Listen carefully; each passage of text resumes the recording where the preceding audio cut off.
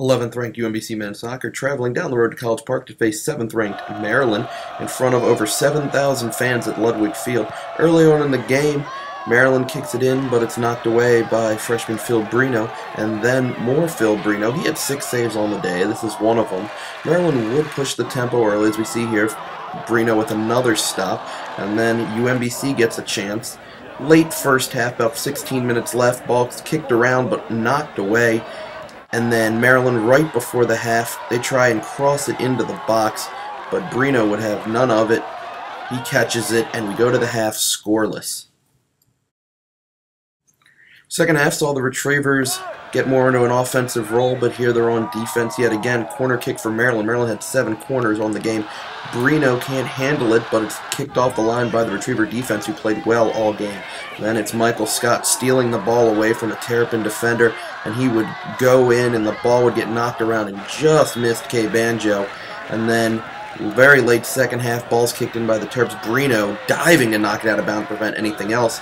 And we would actually end up heading to overtime. Another chance by the Retrievers, knocked all the way around. Scott can't get to it. Retrievers would have a free kick here. It's Mamadou Kansai kicking it into the box.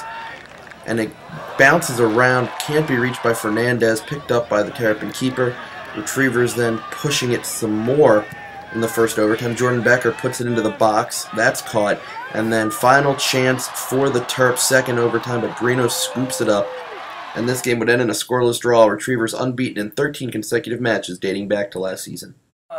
I think, first of all, to go in with I got to give kudos to Phil Brino also, because as a goalkeeper, and that's, to play in front of such a big crowd, in such an atmosphere, I thought he played tremendous, and Phil had a great game. And for our team in general to go in and play, like I said, Maryland and our crowd was unbelievable. We had bus loads came down from UMBC, a lot of alumni, a lot of fans.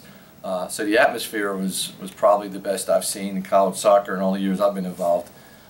So to play Maryland down there and get the result, we went in to try to win the game. We did the best we could. It's early in the year, and I think for both teams, I know Sasha probably felt the same way. He probably felt his team's going to improve, but to come away with the tie at Maryland in such a great environment was great. But our goal was to win the game. But I think our program, we're used to playing in big games like that, so it's not something. I got asked that question again tonight.